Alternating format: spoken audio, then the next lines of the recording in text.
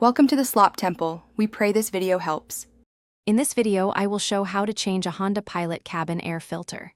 First, park safely and remove any items from the glove box. Release the glove box stops gently and lower it to access the filter housing behind.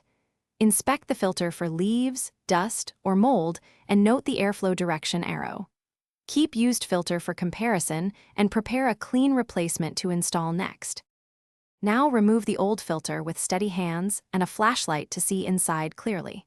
Inspect the cavity and use a vacuum or soft brush to pick up visible debris.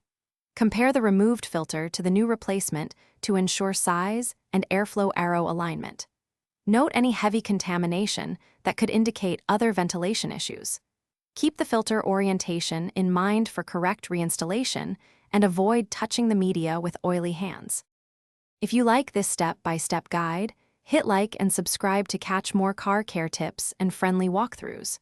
Quick recommendation: a book called The Simple Path to Wealth can change how you think about money and making smart choices, and it pairs nicely with budgeting for regular maintenance. Take a peek at the description for the link and extra deals, then now let's get back to the video. With the replacement filter ready, confirm the airflow arrow points inward toward the cabin. Slide the filter straight into the housing without bending or compressing the pleats.